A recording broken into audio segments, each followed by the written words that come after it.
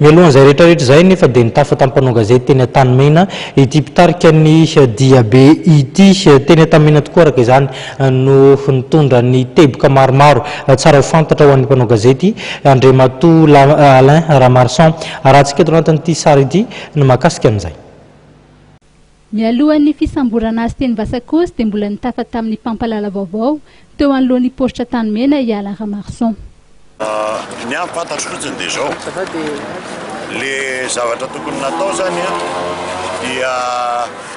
diabe n'olom-pirenena malagasy. Mazava ho azy zany fa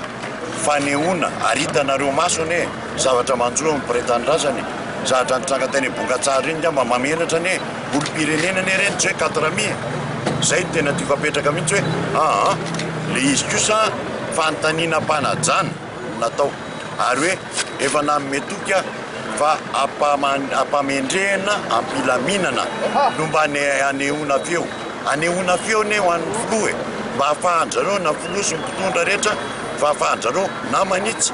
na mijery aingana vahaolana ao amin'ny malagasy satria fa tsy tanty sony le fiainana. Inona dia diava-ty fitondran'ity isy fipoahana ara sosialy ho tatany ve ary isy voafy ve zany zavatra zany zay le izy fa gaga amin'izao fotoana zao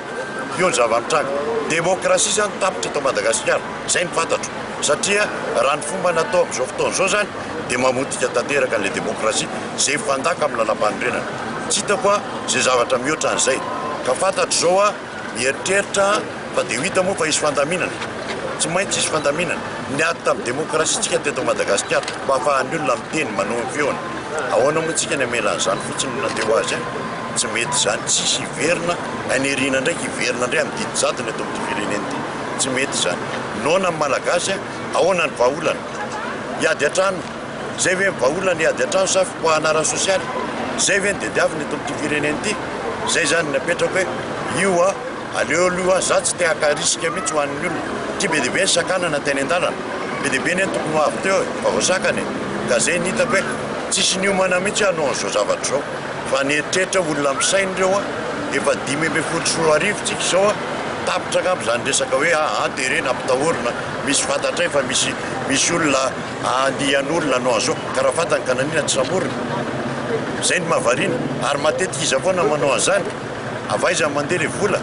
zay fahazarana an'io hainy mpitondra teo aloha efa nanao an'izany daholo dia zao averina indray zao adalana zao zay ny mampalelo nambarany fa atosika ny resaka fampiavana-pirenena nefa ny mpitondra amin'izao manao ny fanaony teo aloha ihany aminy dia tsy misy intsony ny demokrasia eto amintsika. Ny maraina moa dia efa nasain'ireo mpitandro filaminana niala teny Vasakosy ireo olona nivorivory teny atoerana eny hatramin'ireo mpiandro taksibe aza efa niparitaka ihany ireo izay nikasa anatanteraka ilay diabe vonikasa ny hidina teny atoerana ny mpitarika azy ireo. Za mbola tsy tiako zany isy fandomana androany satria raha tonga teo mazava ho azy eny afanafoko ny olona ary zay sa tsy tiako afanafo ny olona nefa naparita ny sasany taty anoloana sy ny anina tsy mety zany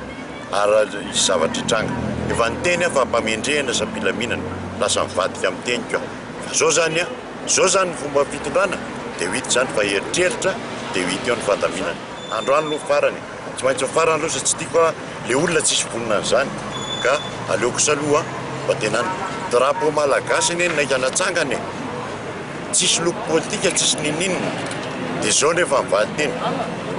gasy le mpitondra sa inona zay lo mbola mahavariana no antitra anteriny an-trano moa fa hetsika sosialy fa tsy politika no nokasaina natao.